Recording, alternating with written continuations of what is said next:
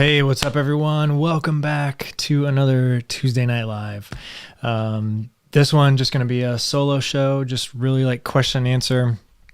It's kind of how they all used to be. And then start interviewing some people. But yeah, we've already got a few people here, so that's awesome. Go ahead, and if you have questions, put them in the chat, but also put in the chat where you're watching from. I think that's always fun to see. Like, sometimes we have people from all over the world, so that's pretty awesome. Yeah, question and answer tonight. And then if you're new here, also let me know. So I'm going to roll, if you haven't watched the live show before, or if you're watching the replay, we're going to do a little tiny video over here, allow a few extra people to come, because a lot of people don't get notifications until after the video actually goes live. So we're going to roll this intro and then get into it, answering your questions, seeing how you guys are all doing tonight. So see ya.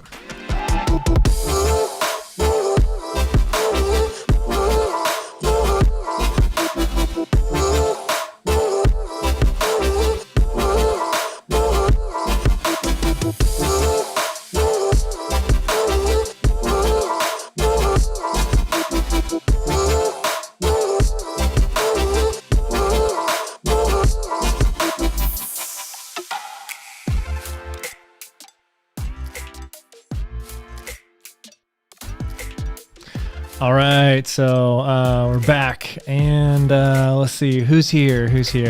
Got Dugos Films. Love the intro. Thank you very much, Dugos.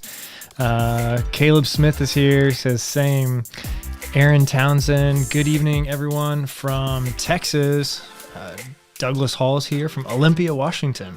Awesome. Caleb Smith from Burlington, North Carolina, and St. Louis, Missouri. Todd King. Oh, we've got the winner for the farthest away from me so far, Hong Kong. So that's pretty awesome. Welcome, Todd. Thank you for joining us. Dugos is from Fort Simpson, Northwest Territories, Canada. There we go, outside the U.S. Plat 33 is here from Illinois. Labe from Bedford, Indiana. Spiros is here from Tampa, Florida, where it was 45 degrees on my morning run. Wow, that was actually, you got it pretty well down there in Florida. I think my run today was like 32, so it was definitely a cold one. Let's see who else we got here. David Short, sending positive vibes from West Texas. Thanks for running videos. Continue to inspire me to get out there. Oh, that's awesome. Thank you so much, David. Graham Angus is here from Toronto. And let's see who else. Fernando is here from Chicago. So if you guys are just joining, go ahead and put in where you're watching from, so we can see where everyone's from. But yeah, today, like I said, just kind of like tell you kind of how training's been going recently. Just a short run today. Not a whole lot. I'm still like in the middle of like this transition phase. Sorry, I'm turning my watch on silent right now. I'm trying to sell a few things. So I'm getting a bunch of like Facebook messages. I found that Facebook Messenger is like, or not Facebook Messenger, but Facebook Marketplace is like one of the best places to sell things. So I'm kind of like trying to like clean out a few things here in the office/studio and, just make some more space for making videos. And this used to be a recording studio. That's interesting. I don't know if I've ever really talked about that. But I used to, before I started doing YouTube, I was very, I had a recording studio and recorded a bunch of different people.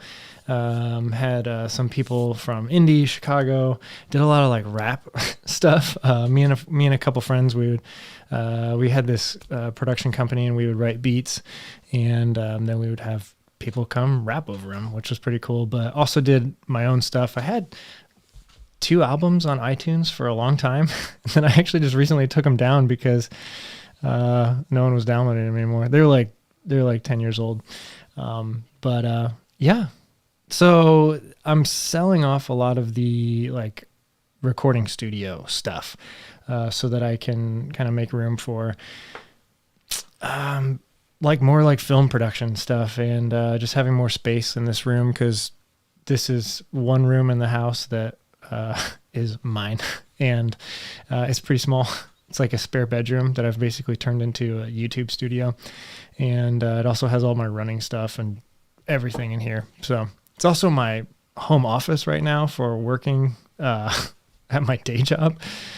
So yeah, it's pretty. It's a good room, but it could use some extra space. So I've got like a full like 88 key weighted keyboard that I'm selling off, and got some people messaging me trying to buy it, and then some other like recording gear and a desk and stuff. But yeah, if you want to hear more about that kind of stuff, let me know. That'd be fun to kind of talk about. I haven't talked about that, I don't know, ever on YouTube, like what I used to do, like as far as creativity wise before making videos. But yeah, let's see. So yeah, all that said, I've been getting like a bunch of like messages all day today, but we'll mute them for now because, yeah, I don't need to. Let's see who else we got here. We got Kevin White from Michigan, Will Stam from Eagle Creek. Awesome. So Braden is here from Calgary, Alberta. Ryan is here from Michigan. Brad's from Toronto. Oh man, that's awesome. Yes. Labe says Jackson County 50/50 got canceled. Planning to do a solo 50 there on Saturday. That's awesome, man. I was actually kind of like thinking about going down there and doing like the 50K. But over the last couple weeks, like I just haven't been able to, not haven't been able to, but haven't really had the desire to like jump back in so quickly to like the ultra training mindset. Plus I've got like a little thing going on with my ankle. It's still going on and it's still just super annoying. But it's like this, it just gets like totally randomly during certain runs, I'll just get like really tight, like right around, it's like on the inside of my ankle, and keep trying to loosen it up, but it's from no business. It has something to do with the hills and all of that. It just strained something down there, and I don't know, it honestly feels like it's like something's like stuck in my ankle and it needs to just like loosen up and break free. But yeah, there's Jackson County 50/50 is one of the final races in the Midwest in Indiana, and it just got canceled. So yeah, Labe, good luck going down there. Those are some pretty serious hills. In this place, they don't believe in switchbacks here in this part of the country, and so it's just straight up every hill and straight down every hill, and some of that stuff can get pretty steep. But also, I had a friend that was going to go do it, do the 50K. He actually won it 2 years ago, and he was going back to try and win it again this year. But instead, he's going for a FKT on the Wabash Heritage Trail, which is really close to my house, which is awesome. He's borrowing one of my watches too. Cause yeah, he's like this super fast runner, and he uses a Casio watch on all his runs. I was like, if you're going to do FKT, like you have to have some sort of GPS watch to back it up. So I let him borrow my Coros Vertex, and he's been loving it. Speaking of watches, did anybody get a Black Friday deal or anything? Cyber Monday. I know Garmin had their 935 on a huge sale. It's like 50% off or something. And they've like always got the, what is it? Like the 265 or something, 245, something like that. That's like almost always on a sale for like $150. So, yeah, Aaron Townsend said, when you dropping the next album? I don't know. Probably never. Maybe. No, I can't say that. Eventually I'll get back into it, but yeah, right now, just with the several different jobs that I have, writing music is one of the things that just kind of had to go. But I mean, I chose to. Like, getting into filmmaking and YouTube and documentary sort of stuff is incredibly exciting for me right now. So I'm loving it right now. Yeah, what was your rap name? MC Clayton, DJ Trail? No, I don't know if I had any. I didn't have a rap name And I actually didn't do any of the rapping. I did some of the singing on like background vocals and stuff, and then writing all the beats and everything. Me and a buddy did. Bradley says that the Phoenix is $150 off also. So yeah, that's pretty cool. Let me see if I can make this. These fonts got a little bit messed up, so make the names a little bit bigger. Good evening, Sarah O from California. This time of year, I'm glad I'm running in California. Yes, I would love to be running in California as well. David, here's a good sale. David Anderson says that he got a pair of Olympus 4s for $50 off. That's pretty good. Yeah, I didn't really pay attention to like shoe sales or anything this year. Yeah, I know that Ultra was running like a bunch of like marketing stuff, but I didn't see if they had any sales or anything going on. But this is good. Liam is asking for a Garmin 245 for Christmas. Currently running with the Apple Watch Series 3, but decided to want a better running watch. Yeah, I would agree. Like, I mean, the Apple Watch is great for like daily runs. That's what I use. And I really love it, especially for just the ease of having all your music or podcasts or audiobooks. Although recently, Audible, like, I don't know, but like as soon as I put out my video a couple days ago about the Audible, like the Black Friday thing, and I talked about Audible, all of a sudden, like my watch wouldn't sync to the Audible app anymore. And so I have none of my books on my Apple Watch anymore. I don't know if it has to do with like space on my Apple Watch or what, but it was like literally the day after, like all the audiobooks were gone, but I've got a ton of music on there and stuff. So that's one of the reasons, why some of the last couple runs have been like close to that 7-minute pace, because I've been listening to music a lot on these runs. And just honestly, like the last couple weeks have just been zero structure. When I'm walking out the door for a run, I have no idea how far I'm going to run, how long I'm going to run, what pace I'm going to run. I'm not looking at my heart rate. I'm not looking at I'm kind of looking at my pace, just kind of, is that like you're curious, you look at your pace a little bit. But yeah, zero structure over the last couple weeks. And it's been really nice.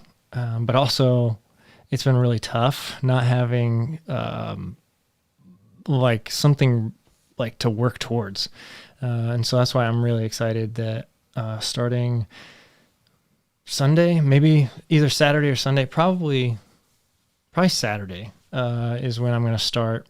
I'm going to do a track test, for the start of this next season.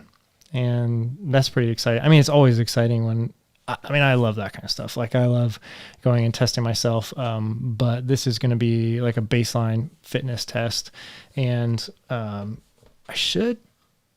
don't know. I feel like I'm going to be in a pretty good place, because I don't feel like over the last 7 weeks, I've really lost that much, fitness from No Business. I mean, actually, let's just pull up my, dashboard. So let's see here what we got up here. There we go. You see me? You can see the dashboard. Okay, cool. So this is where we're at. Let's pop this guy open right here. So this is, as you can see, turn the pip off. This is a year ago exactly. This chart shows a whole year. This is my training for Cruel Jewel, and then that's kind of like when COVID shut down everything, and then honestly didn't ramp up as much as I thought I was going to, leading up into No Business. It was just kind of because I wasn't doing any intensity. And so when your CTL, your chronic training load, really spikes when you do a lot of intensity.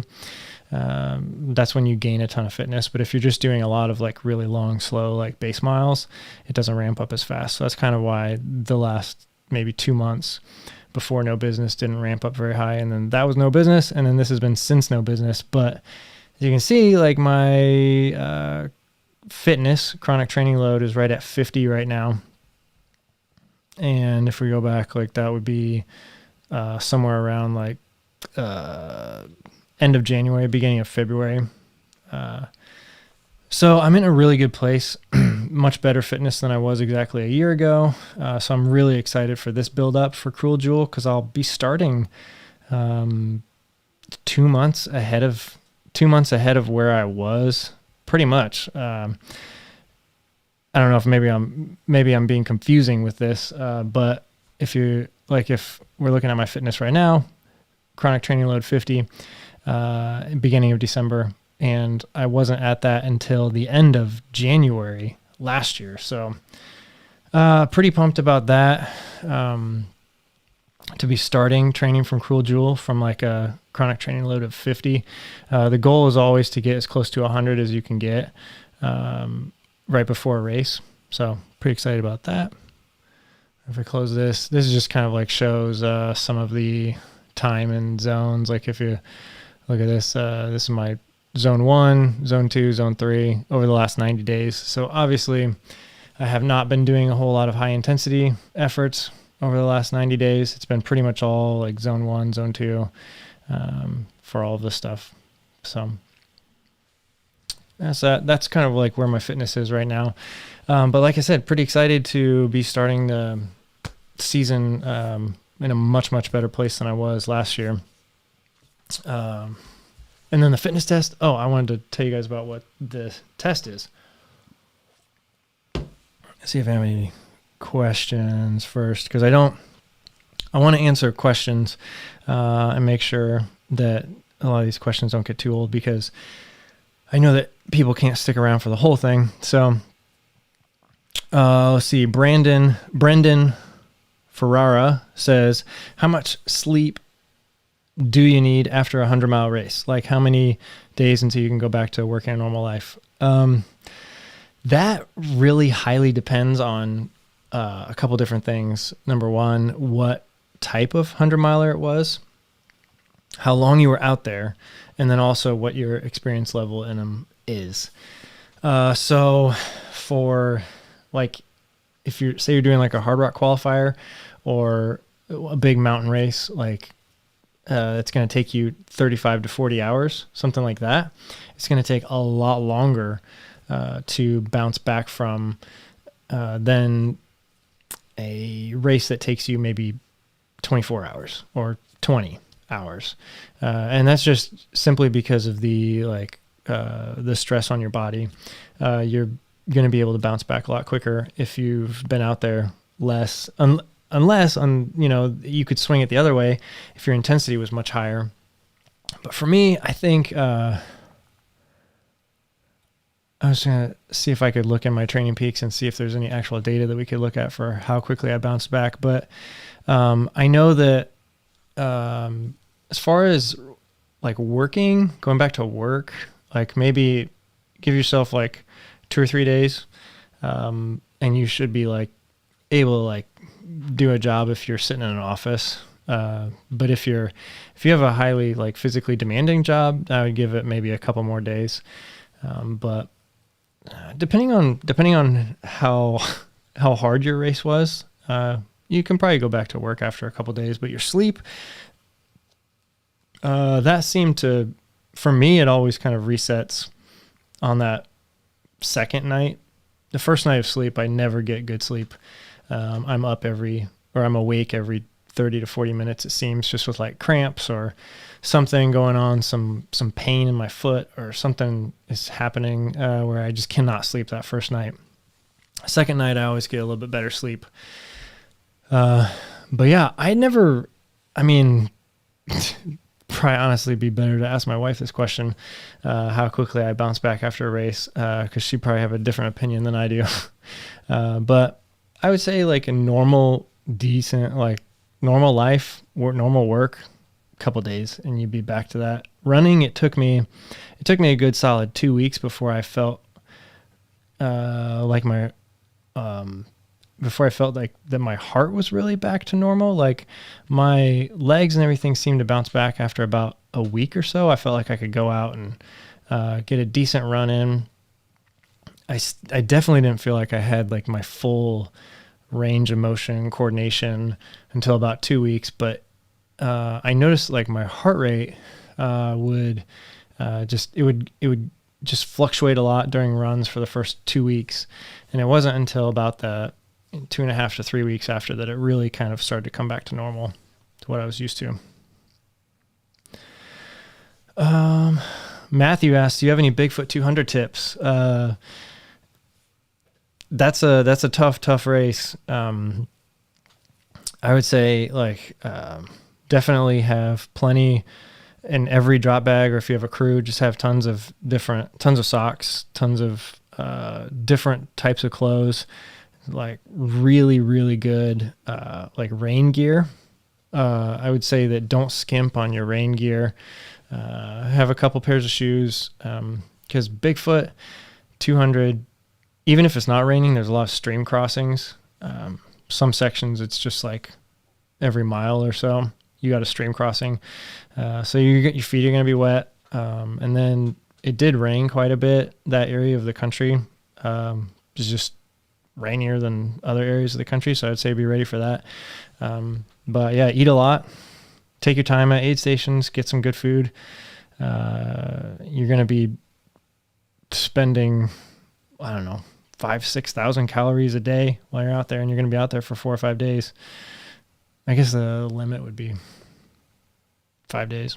So Douglas Hall says, got the Jaybird Vistas, visiting the in-laws in Florida in 2 weeks and running a 50K, super psyched to run an actual race. Nice. That's awesome, man. Good pickup with the Jaybird Vistas. Those are really good headphones. Plus 33 says fitness test brings back bad memories from high school cross country. Yeah.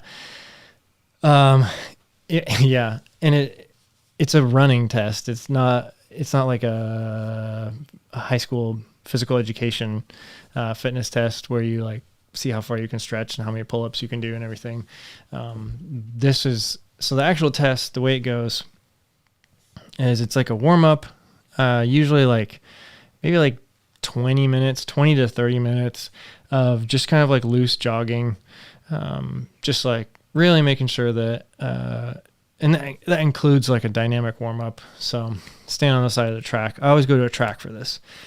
Stand on the side of the track, do some like leg swings, some stretches, run like really, really easy pace. 20 or 30 minutes, just get really warmed up.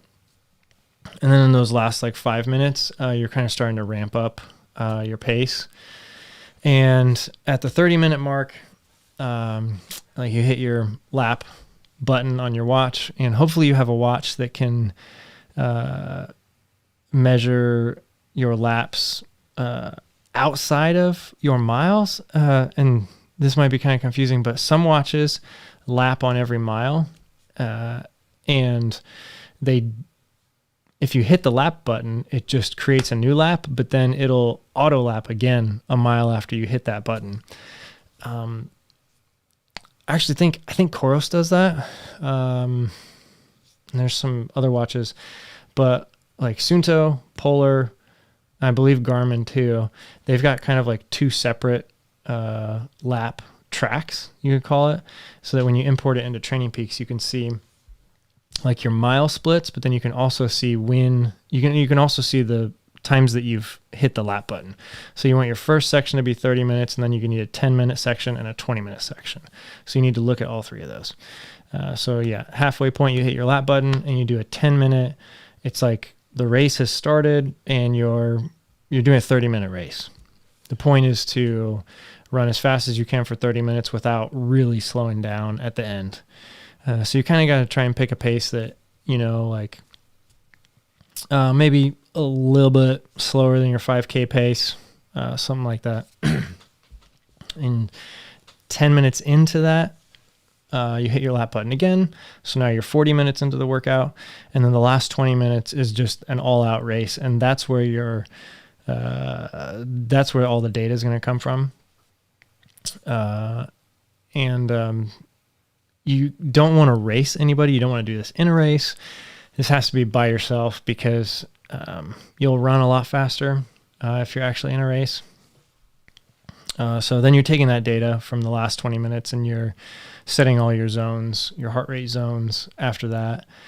And there's other ways to do this type of test to find your heart rate zones and your power zones. But that's pretty much, I mean, it's very similar to like an FTP test on a bike. This is actually Joe Friel is the one that, I don't know if he actually developed the test, but he popularized it in several books that he's written. David Anderson says, are you writing your own programming for your next race, or do you have a coach doing that for you? I don't have a coach. I've always written my own plans. I have like all of the knowledge and everything I need because I am a coach myself and I have athletes and I write all their plans for them. But I would definitely benefit from having a coach. But I am the type of personality I am. Like I can write a plan and stick to it as if I had a coach. Like once I write a plan, like it's set in stone. Like I have to do that. So having a coach is like the things that I would probably benefit from by having a coach would be making decisions. I think when you're in the moment, you make decisions differently than when you're on the outside looking in. So a coach could probably, have a different perspective on my training, but yeah, I don't actually have a coach. I just write my own plans for myself.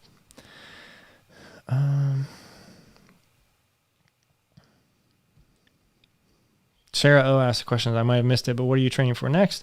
What changes are you making from previous training plans? Good question.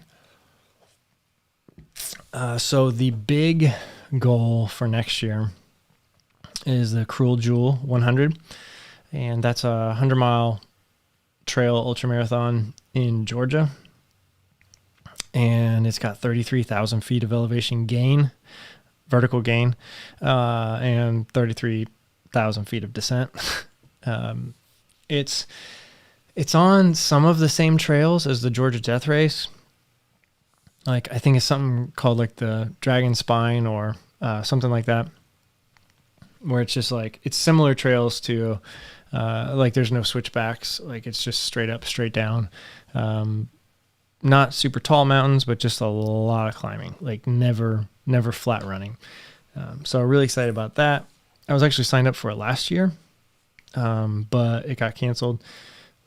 So that's in May, middle of May, and like 5 weeks or 6 weeks before that, I'm also signed up for a 50K.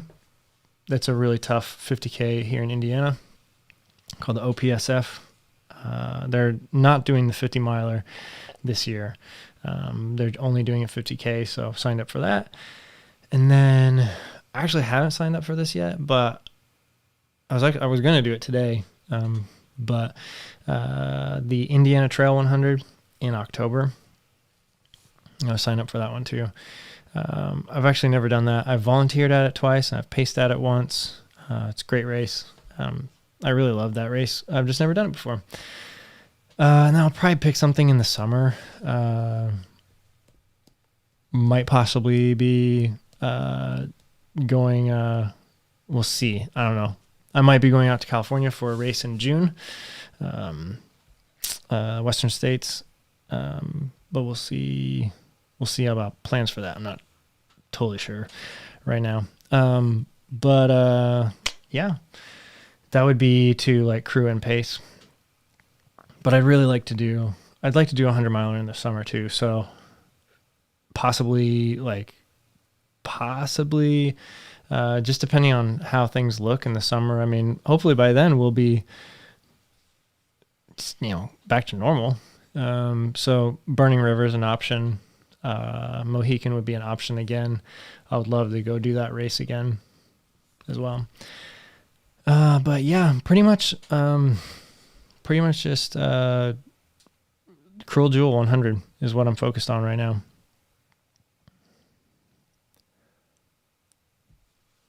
Aaron Townsend said, I just did a 27 hours on a 100 miler 2 weeks ago, finished on a Sunday at noon, went to work the next day. was not a good day to be on the feet. Yeah, I could imagine that. That's pretty tight turnaround right there. Yeah. Do you have a favorite time of year to run a 100-miler or run in general? I like the fall, right before, like as the leaves are changing and right before all the leaves fall. So you get kind of like that cooler weather, but you still have also just like still really clear trails and really good, like the weather's usually just kind of like perfect right around that time of year. No Business was like maybe a week or two later than like that perfect time because the trails were just like covered with leaves. But yeah, that's my favorite time of the year to run, for sure.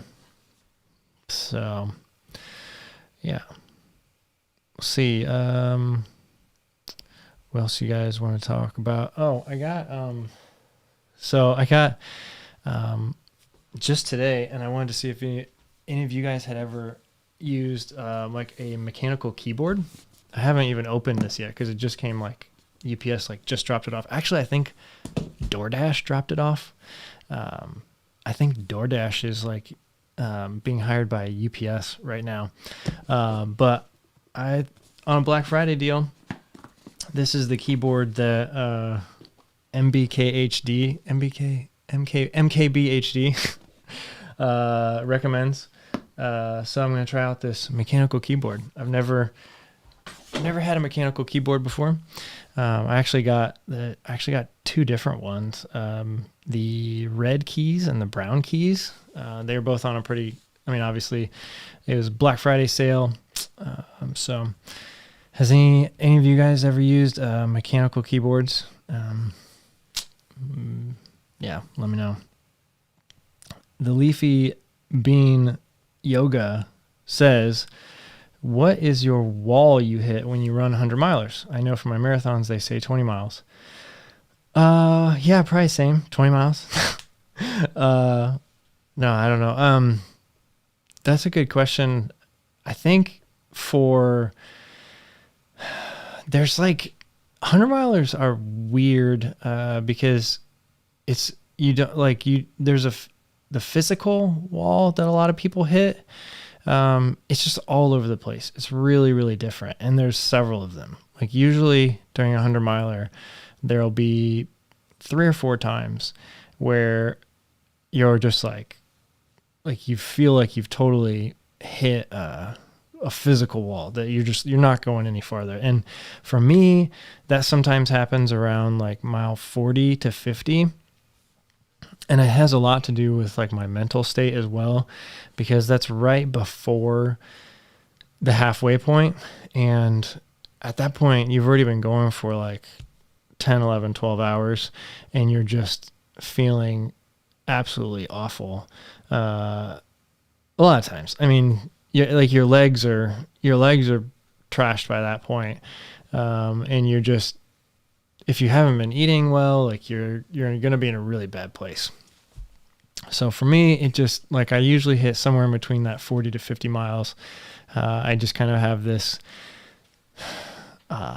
mental, I guess, wall where it's just like, oh my gosh, like I'm not even halfway there. But then once you get over that hump and you keep going, it gets a little bit better. But yeah, it's just kind of like another one for me. I guess a wall would be like when I hit those stretches during the middle of the night where the sleep deprivation is really messing with me. Like when you start to fall asleep while you're running, or like hiking always gets me too. The nighttime from like I would say from typically it's from like midnight to 4 is the sleepiest time, but like my most recent 100 at No Business, I started like getting like that sleepy feeling around like 9 p.m. And that was super scary for me because I was like, oh my gosh, if this is hitting like 4 or 5 hours before it should be hitting, that's really not good. And so kind of had a little, freaked out a little bit there. But Yeah, like even during a 50 mile, like I remember I was pacing John at Leadville, and it was like 4:00 in the morning, and we were climbing up. I forgot the name of that. Forgot the name of the climb. It's a famous climb, Powerline. We were climbing up Powerline, and it took probably like 2 or 3 hours to do this climb. And I just remember, like, I couldn't do anything to stop myself from falling asleep as I was hiking up this climb. Just kept like falling backwards, and as soon as you lose your balance, you wake up. But just couldn't do anything. We just like swerving left and right. So that's probably one of the harder times for me. And I feel like I can get over that by doing more running. But a lot of times you can't do so much running in the middle of the night like that. And then, yeah, once you get closer to once you get past about 75 miles, that's like kind of the last, I would say for me, mental wall, because it's just like once you get past 75, you're like, okay, less than a marathon. I can do less than a marathon. I can just keep going. Even if I walk the rest of this thing, I'm going to finish. But yeah, I would say most of the walls in a 100-miler are mental, because you get past, like, you're physically exhausted and physically just totally spent after 30 miles or so.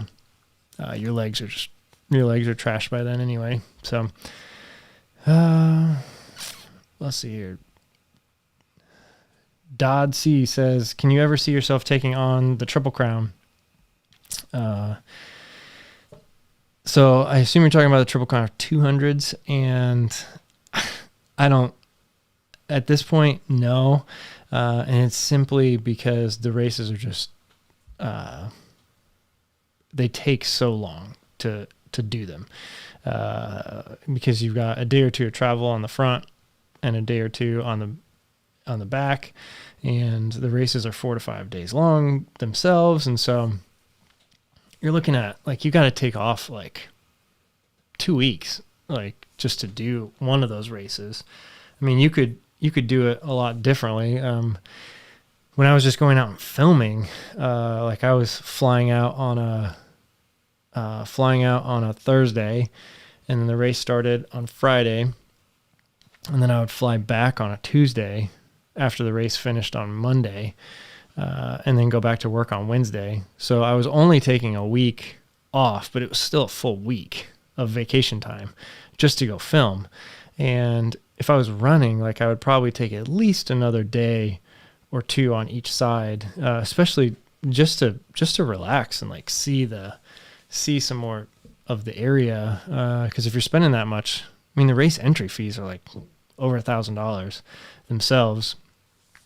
And then you got, like, you're probably going to pay for your crew to come out, lots of flights and everything. So they're super expensive. So you want to probably make a vacation out of it. And then, yeah, when it's all said and done, it's a lot of money and a lot of time, and I don't have either of those right now. But yeah, 100 milers are a lot different because you can be in and out in 4 days max. If you wanted to, you can do it a lot quicker than that. I think most, like, for, yeah, no business, it started on Friday. I worked up until Wednesday, just took Thursday and Friday off, and then went back to work on Monday. So I think I took 2 days off for no business. That's typically what I'll do. Sometimes I'll take that Monday off if there's more travel, but this was just like a 7-hour drive, so it wasn't too bad. Let's see. Dalen says, my favorite live stream. Nice. Just picked up the Garmin Fenix 6 today and prepped for my 50 miler in DEC. Thoughts on the Fenix 6? That's a really good watch. You got a good watch, man.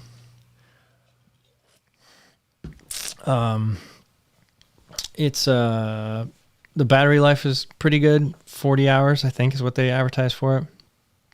It's the most advanced smartwatch out, or not smartwatch, but most advanced GPS watch out there. Well, that and like the 945 are pretty much the same, but Phoenix 6, like you could, I mean, that thing's a beast. Like you could run over that with your truck and it'd be fine. Okay, so Matthew Markowitz says, okay, what mentality would you choose, David Goggins or David Roche? You can only choose one. That's a tough one. Probably David Roche. Goggins is just he's so much. He's so much. That's all I'll say. I like the guy a lot. Every once in a while, like if I really need to be pumped up, like I'll watch one of his videos that I've got like saved in a playlist or whatever. But yeah, he's a lot. Oh no. Hakiri says, I'm tired of running. Good morning in Indonesia. All right. Good morning from Indonesia. Plus 33 says, starting a new running streak. I've purposely tried not to. We'll just say that. The last couple Mondays, I have specifically done just a stability workout, and I've been really happy with that. Like, part of me really wants to do another run streak. But part of me is just kind of wants to just take my time right now. I probably will eventually. Maybe at the start of training. Maybe starting this weekend. We'll see. But yeah, I just really want to make sure that I'm not. I really want to make sure during this transitional period that I'm doing all of my workouts just like with very little. I can't think of the right word on the spot, but very like just really. I want to do these workouts because I want to do them, not because I feel like I have to. But once the season starts and I get more into that mode of training and just, being a lot more intentional about that part, it will probably end up happening naturally, at least for a while until Cruel Jewel. But yeah, I mean, it's hard to... Like I thought about trying to run 1 mile the day after my 100-miler, and it was just like there was no way it was happening. My feet were in so much pain. My body could have done it had I been able to do something about just the pain in the soles of my feet, on the bottoms of my feet. That was the thing that it was just hard to walk. It was hard to stand. So yeah, I don't know. Maybe once I, maybe if I can start doing these things quicker and being on my feet, for less amount of time, maybe that won't be so bad, but yeah. All right. Mummy Page says, what are your strategies during long runs to settle your stomach? I feel nauseous at 25 miles and then high from Australia. Awesome. Well, hey, Paige. Yeah, the thing about stomach feeling nauseous at 25 miles is that's not uncommon. What I would say is I don't have all of the answers here because I'm kind of in the same boat. It's hit or miss for me. Like sometimes I've been able to do 50 milers where I never feel my stomach was never upset the whole time. I've been able to do 100 milers where my stomach was never upset the whole time. I think a lot of it has to do with pace, but it doesn't always have to do with pace. My first 200s were much slower. They were really tough ones, Grindstone and Run Rabbit Run. So they were closer to 34 hours. And so I was doing a totally different pace. There was tons of hiking. We just be hiking up mountains for hours at a time. And so the pace was quite a bit different. I was able to eat a lot more. And I think that helped. Some of my other hundreds where I was running a little bit quicker or just more running in general, I had more problems with my stomach. So I am with you. I haven't figured it out. What I would say is that I think you need to keep eating and keep drinking. If you are not eating or drinking for long stretches of time, that I know for a fact does mess up my stomach. If it's like, if I go for a couple hours without eating a whole lot and then I try to start eating again, it just like, it doesn't like that. So I would say just be consistent with whatever you're doing. Definitely if you're doing an ultra and you're going like 50 to 100 miles, mix in some real food. That helps a lot. But for the most part, just keep things simple, and try to stay on a schedule, or try to stay consistent. That's what I would say.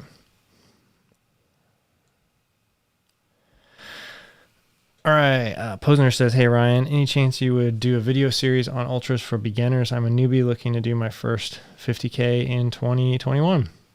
Nice. That's a good idea.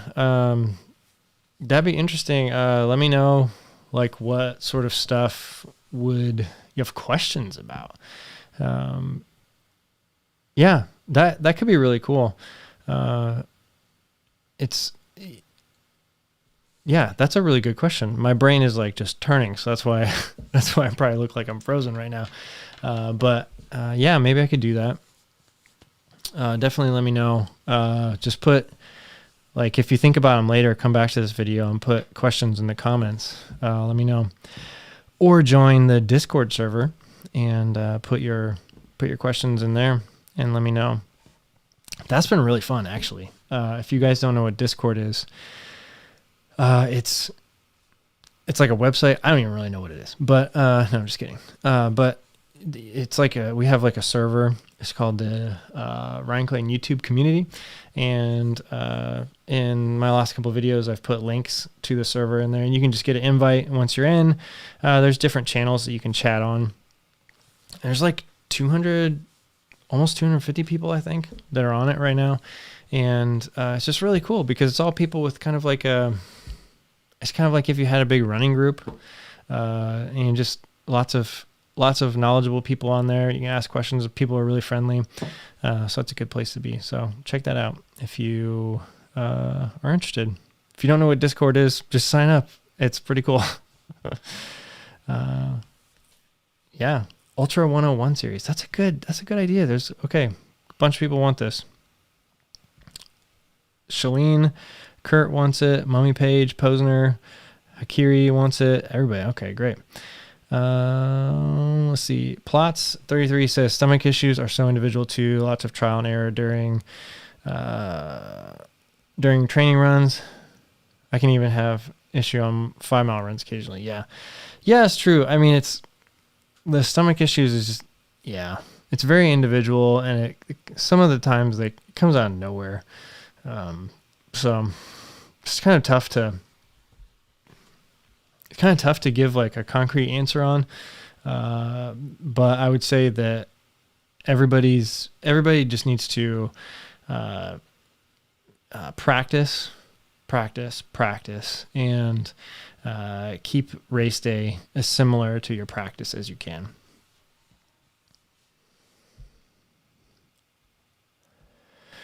Awesome. Leafy Bean Yoga says the Discord is super informative. I feel lucky to be able to learn from everyone. That's awesome. That's really cool. That's really, really cool to hear.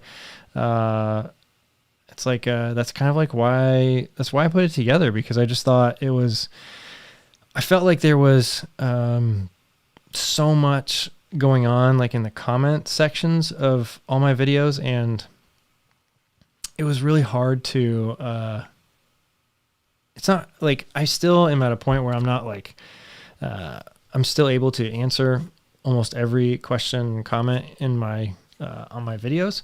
But I just felt like there could probably be a lot of value, if we created a group. So it's actually kind of blown me away. Like I really thought there'd be like 10 people that signed up, but, it's awesome. There's a bunch of people.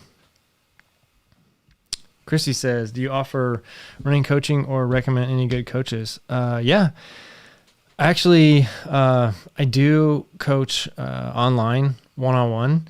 And like right now, I don't have any spots. What I'm looking to do, because I have like I know how many people I can coach at a certain time. And what I'm trying to do is look into what it would be like to create like a beginner training plans for different distances. So kind of like what we've been talking about, who was it that brought it up? Was it Paige that brought it up? Or, oh no, it was Posner too. Kind of like what you were talking about, just like doing it like a one-on-one series. So that's kind of like what I thought about doing, is just like a training plan for beginners for like 50K, maybe 100K, 100 mile, 50 mile too. And then putting those in like PDF format, or even like Training Peaks has, you can put season training plans up on there. People can buy. So, yeah, cause like coaching one-on-one, like I love it. It just takes a lot of time. And so I can't have a ton of people, because I'm writing every single workout for every single day, like unique for each of my athletes. So I can only have a small group, but I think that maybe like putting together training plans that people could, purchase in like PDF form, or get on Training Peaks and purchase them there. And then it just like loads right into your calendar. That would be pretty awesome. Oh, awesome. Let's see here. Posner too, super chat, $10. Just something to put towards beginner 101 ultra videos. Nice. Awesome. Thank you so much, man. That's really cool. I don't know why there's really, I promise you, there is supposed to be this really cool alert that comes up on the screen when someone does that. But that's the first time it hasn't worked. Sorry, man. But anyway, thank you so much. Yes, I will definitely get on this. I think that's a good idea. I think that's a really good idea. Do you want to try an ultra marathon in tropical country? Hakurti says, that would be really cool. I don't do so well in like really hot and humid areas. I do a lot better in, like less humidity and not as hot. I'm taller. I'm like 6'2". And so I have, I don't know, like the excuse that I use is that I have like more, surface area, so that they can heat up more and, interact with the humidity more. But I don't know if that's actually true. That's just what I tell myself when I'm suffering out there in the Indiana humidity. But yeah, like my favorite time to run is like that, really like the early fall, like right when the humidity starts to leave and the temperatures start to cool down just a little bit. Some of those races, like beginning of October or like end of September, beginning of October, like that's like prime time to race for me. Sarah O says the Discord channel is great. Awesome. And then I would love beginner tips for ultras, especially fueling best practices. Yeah, that's a good idea too. Fueling is like one of those things that's like really, it's really hard for people to I shouldn't say that. It's totally new for people that are new to ultra marathons, because not many other sporting events do you need to fuel in the way that you do for ultra marathons. I mean, you kind of have to look more to like through hiking and like multi-day like stage races, adventure racing. Like you kind of have to look more towards that, because like even some of the longer, like if you look at like Ironman triathlon, like even the people that are taking like 17, 18 hours to finish those, they're probably not eating very much. And what they do eat is probably a lot of like gels and bars. So it's a little bit different than an ultra with like aid stations that are like cooking you food.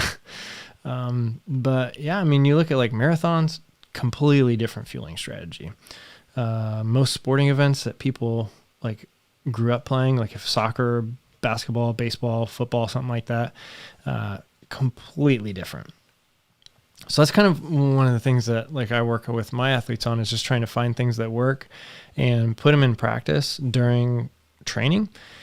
So it's getting gels and finding out which kind of gels you like. Do you like the really sugary kind? Do you like the kind that are not so sugary?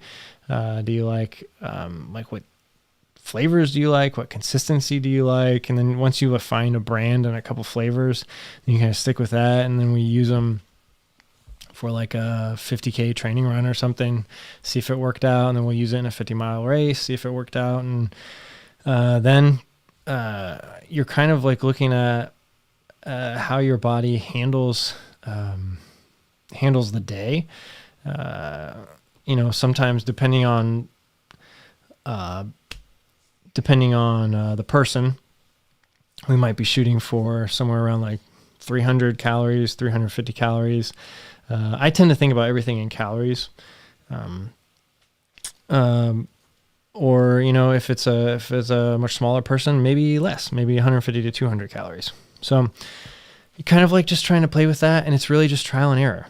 And that's why it's really, really hard to get it right, because you don't have many opportunities to really practice exactly what you need for a 100-miler, because like you just can't run that many 100-milers. Most people don't want to, but your body you can't go out and run a 100-miler every weekend.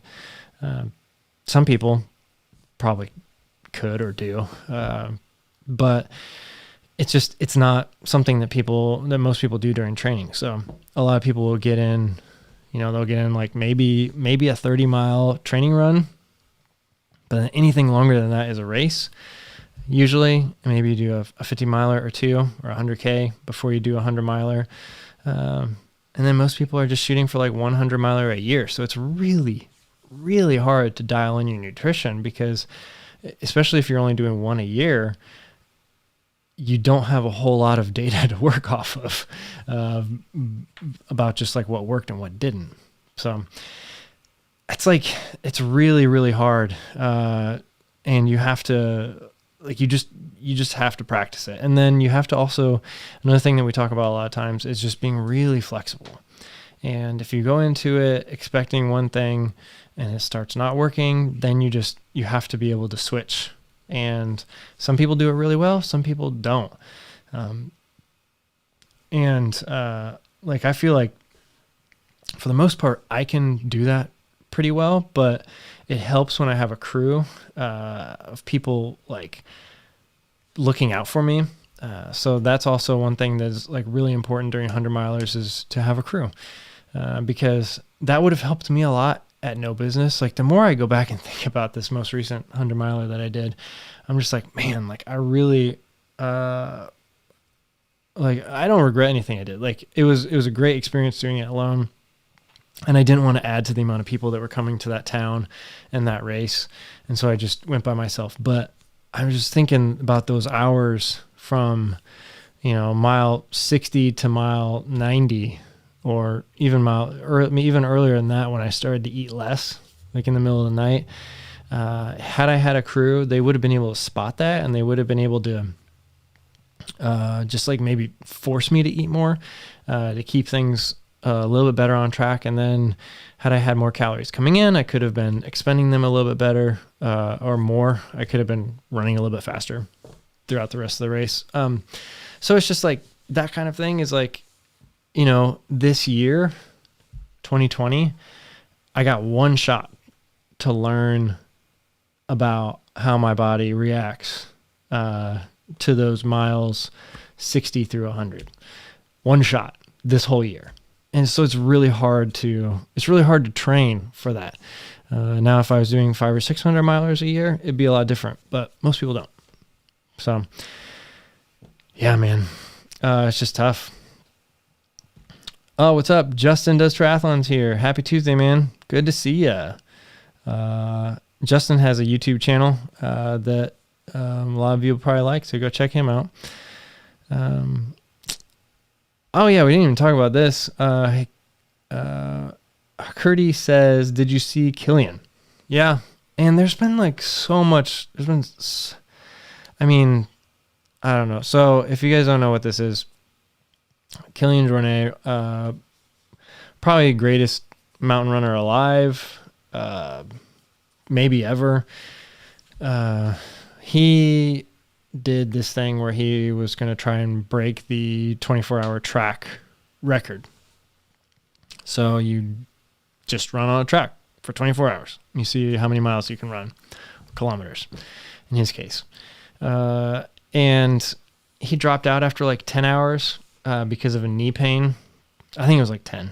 And it was, people were so disappointed to the point where they were getting mad online. And it just like, it really brought out a lot of different sides of people. People started really like getting negative on him about not being prepared. And did he just do this for sponsor money and all this stuff? And it was just like, I don't know anything about the backstory, but I do know that like I've actually, I've been in the presence of greatness in that same type of situation when I was filming Camille Herron at Western States, and I watched her make that same decision at mile like 55 because she had a pain in her hip, and she could still run. She could still kick my butt, and she probably could have got maybe 20th place at Western States, but she has a career on the line. And so she was having a pain in her hip, and she didn't really know exactly what it was, but she knew that she was, the decision she had to make was to drop out. And then she went to a doctor and they got it worked out. And then like a month or two later, she won a race, 24-hour world championships in France. So I don't like, personally, I think Killian did what was right for him. Whether or not there was a lot of like, whether or not he was ready for it, that's his thing. I would have loved to see him break the 24-hour record on a track. But it is what it is. I don't know. I mean, a lot of people think it was a publicity stunt. I don't think it was. I think he was really going for it. I think an athlete of his caliber and his mindset, there's no way that he's going to do something at half effort. So, yeah, my opinion is he had some bad luck, and that's all. Just Jason says, thanks for the ultra videos. Thank you, dude. Shalene and Kurt Klein says, gotta head out. Been lurking in the background. Keep up the content. Awesome. Thank you. See you guys later. Let's see here. Graham Angus, have you thought about doing specific personal running challenges outside of official races on your channel, along the lines of Ricky Gates, Every Single Street, or Trains America? No, I really haven't. I guess the only thing that I've done similar to that, like in the spring, I did like the Aravaipa did a thing where it was run 100 miles in a week. And then I did a solo 50 miler, but I haven't done anything like a project specifically like that. But that would be kind of cool. I had some, and eventually I will do this, but I was thinking about going for FKT on this 50-mile trail here in southern Indiana. It's like, I believe it's the longest trail in Indiana. It's called the Knobstone Trail, and it's about 50 miles, and the FKT is like several years old. Like, no one ever attempts it because it's a 50-mile trail. Not a whole lot of people that could or would want to do that. It's also a really hard trail. but I've always just had that kind of in the back of my head to do something like that. So maybe after Cruel Jewel next year, maybe next summer. No, not in the summer. That would be miserable in the summer. Best time to do it would be early spring, but I'll be training for Cruel Jewel. So I don't know. We'll see. Maybe that would be good training. Try and do an FKT. That would actually probably be really good training. Try and do the Knobstone Trail. Yeah, that would be cool. Oh, and Robert, you just asked that. Any FKT attempts for you next year? I swear I didn't see your question. But yeah, that would be kind of interesting to try and do that before Cruel Jewel, like maybe like April or something. Oh, but we'll see. Yeah. Plot 33 says the 24-hour record is crazy. Going to be epic. If or when that gets broken, Zach Bitter is going to do it at Desert Solstice in 2 weeks. Yeah. I think if he's on his A game, he'll break it again. I mean, that guy is just absolutely incredible. And Samuel Long says, "Hi, what's up?" So, all right. Well, I'm gonna start wrapping this up. It's been a fun one. Lots of good questions. Lots of good topics. Got me thinking on a few things. Things that maybe I should try to do. As far as like video ideas, series, maybe FKT. Got me thinking about that again. Great. Thanks, guys. No, but thank you again to everyone that joined. I wanted to see if there was any, let's see if there was any new channel members this week. I'll shout you guys out if there are.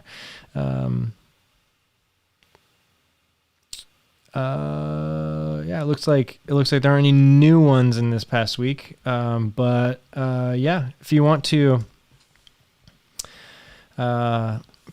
support the channel, there's a join button down below. That would mean a lot to me. It's basically the same thing as Patreon, but it's just through YouTube. So it's a lot simpler, a lot easier for everybody. Also, once we hit 10,000 subscribers, I'm going to have some merch available, so that'll be fun, and that will be able to show up right below the videos, like right below the videos. On a lot of people's YouTube, you see like t-shirts and stuff that you can buy underneath their videos, so that'll happen at 10,000. But first, I need to design them and design a new logo. So I've been working pretty hard on that, and that's pretty tough, like coming up with something that I'm like really going to be happy with. And it's not going to be like, I'm trying to make it as simple as possible. And that's really hard, to make something that you like, but is also really, really simple. Cause I could make something really complex and it could be really cool. And I probably will do that, for certain like shirt designs and stuff, but just like a simple logo. I have an idea in my head, and I've been working in Illustrator quite a bit and kind of talking to some other people about it, bouncing some ideas off, and it's going to happen. As soon as we hit 10,000, that stuff will start rolling out. Okay. A couple more questions and I'll be done here. So if you have any burning questions, put them in the chat. I found you through researching Run Rabbit Run 100. How does that stack up to your other ultra races? So that one, Run Rabbit Run 100. See if I can actually see if this will be better. There we go. This buckle right here. This is my favorite. This is my favorite race I've ever done. Run Rabbit Run 100. It was epic. Out in Colorado.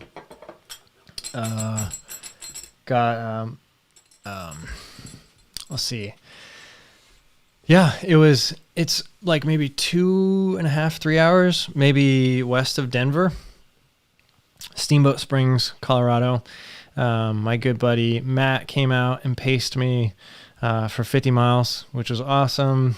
I just had a lot of really good times out there with him. But yeah, it was just epic course, really like beautiful mountains.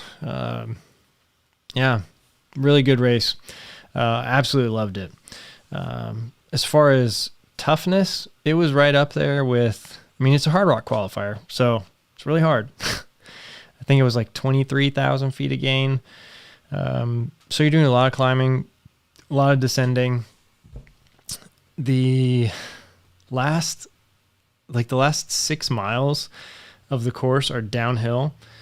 So it's really fast for everyone that can still run at that point. But it's also, the year I did it, it was also 108 miles, which was a big surprise.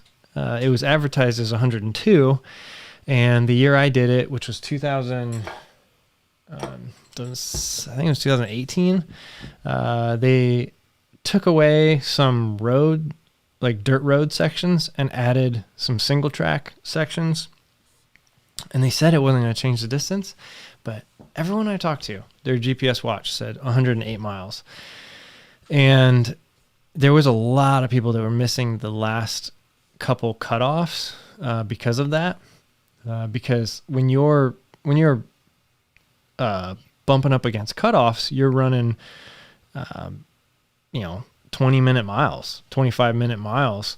So you're basically hiking. And if the course is long by 6 extra miles, like that can be like 2 hours. So people were missing cutoffs a lot towards the end of that race.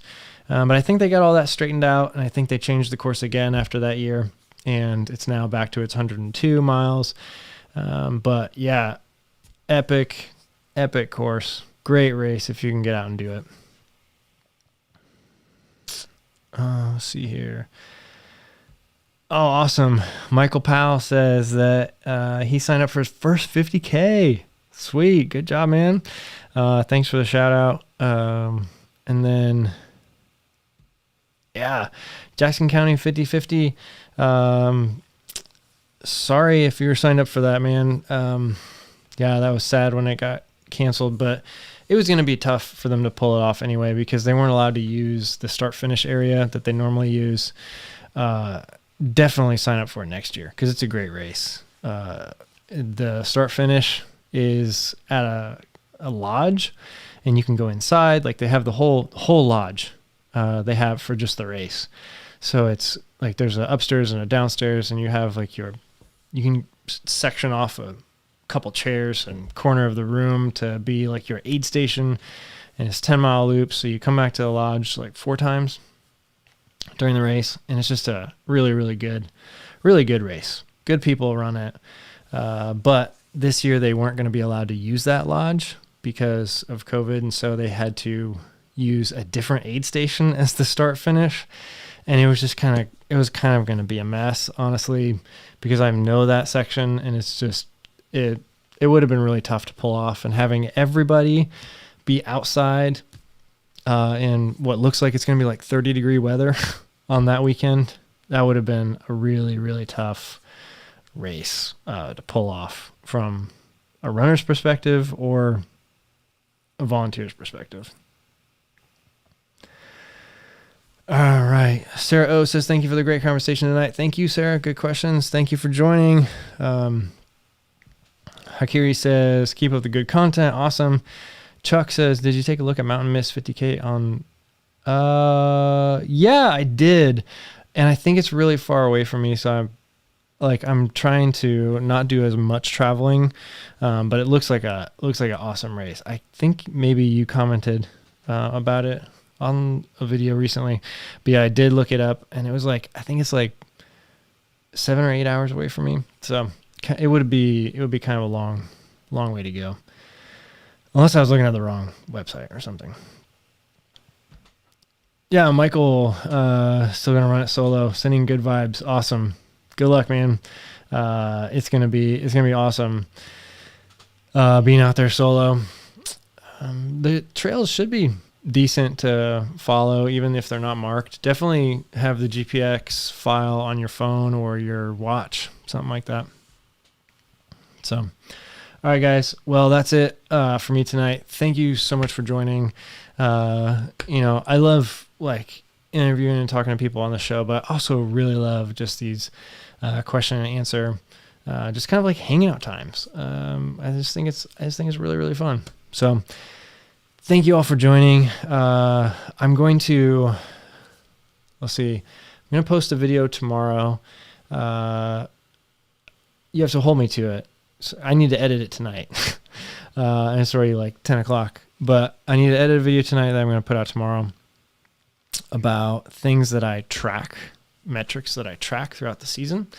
And then I'm going to try and month of December, I'm going to try and put out a lot more like shorter videos, maybe. I don't know how short, but I'm going to try and put out a lot more videos in December because I think, I don't know. I'm just going to try and do it. Try and challenge myself to put out, see what I can do in December.